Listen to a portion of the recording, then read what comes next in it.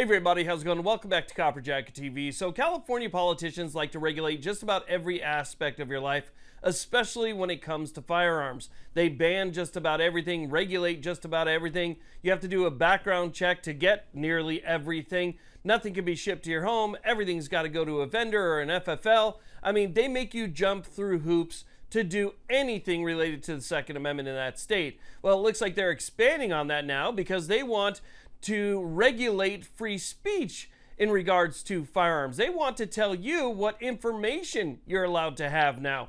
This is a new bill that we're going to be talking about today. I think it's a very important one, again, that regulates free speech regarding firearms. Let's get to it. Now, real quick, this video is proudly sponsored by Arrowhead Tactical Apparel. Listen, if you carry to defend yourself or your loved ones, you need to carry every day and everywhere you go. But not all clothing will allow you to do that. Gym shorts, gym pants, workout clothing typically doesn't allow you to carry your EDC.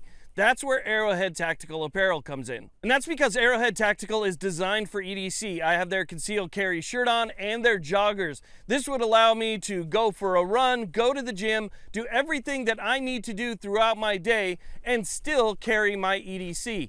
It is an incredible system that allows probably the most comfortable carry setup that I've used in a long time. Arrowhead Tactical Apparel uses a quick detach belt system that is very easy to take off, very easy to put back on, and it runs through loops on the inside of the shorts or pants. So from the outside, you can't see anything different, but it gives you near universal fit. So as long as you have an inside the waistband holster, it doesn't matter if you're carrying a micro or you're carrying something big, as long as it'll attach to a belt, it will work with this system. Now, I was excited to try Arrowhead Tactical Apparel because I saw it on Joe Rogan, and I know Joe Rogan uses this gear as well, and I love it. It's been fantastic for me. So definitely check out Arrowhead Tactical with the link down below, and thank you very much for sponsoring today's video. Okay, so let's go ahead and talk about what's going on here. Now, this is a bill that's separate from all the bills that we've been talking about so far this year out of the state of California, and we've talked about several. We talked about the Glock ban. We talked about the registration of barrels. We talked about the 3 a month. We've talked about so many others.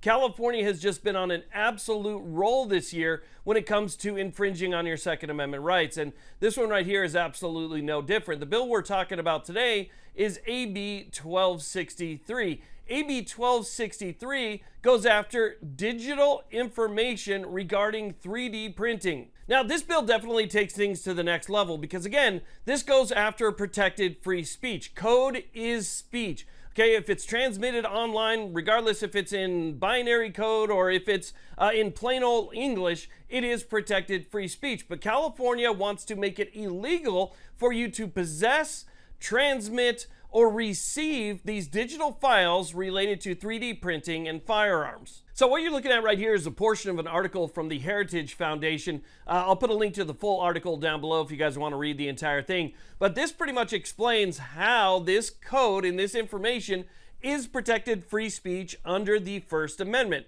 So it says here, the right to free speech protects far more than mere words. At its core, it is the guarantee that the government may not punish or prohibit the free dissemination of information, the expression of ideas, or the use of certain modes of communication. As the U.S. Supreme Court explained in Texas v. Johnson, the First Amendment protects both literal and symbolic speech as long as the speaker intended to convey a particular message and that message is likely to be understood by those who view it. Then it is speech.